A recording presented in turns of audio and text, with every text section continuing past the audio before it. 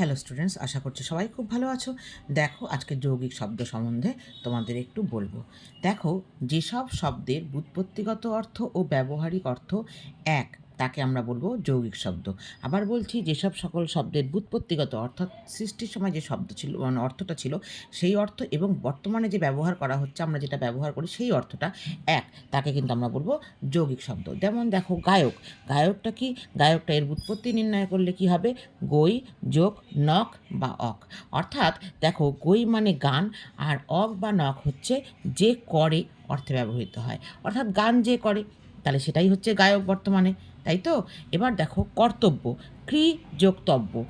ঠিক আছে, ক্রি যোগ তব্য। ক্রি মানে কাজ, তব্য হচ্ছে উচিত অর্থে ব্যবহৃত হয়, অর্থাৎ সেটাও কর্তব্য। দেখো, মিল আছে। এবার দৌহিত্র কি? দুহিতা যোগ স্ন। দুহিতা যোগ এটা স্ন। ঠিক আছে, দুহিতা যোগ স্ন, অর্থাৎ দুহিতা মানে কন্যা, স্ন অর্থাৎ জাত অর্থে ব্যবহৃত হয়, অর্থাৎ কন্যার যে পুত্র, তাকে, তাহলে দৌহিত্র মানে নাতি, তাহলে কন্যার পুত্র, নাতি। ঠিক আছে, তাহলে দেখো, এই প্রত্যেকটা যেগুলো উদাহরণ আমি বললাম, সেগুলো কিন্তু ব্যুৎপত্তিগত অর্থ এবং ব্যবহারিক অর্থ কিন্তু একদম একই। তো এই শব্দগুলো হচ্ছে যৌগিক শব্দ। আশা করছি তোমাদের কাছে ক্লিয়ার। হ্যাঁ, ঠিক আছে, তো তোমরা দেখতে থাকো ভিডিওটা। তো এরকম ভিডিও আরও আমি আপলোড করতে থাকবো আমার চ্যানেলে। তো তোমরা যারা, তোমাদের যদি ভালো লেগে থাকে তাহলে একটু লাইক করে দিও, আর বন্ধুদের মধ্যে শেয়ার করে দিও।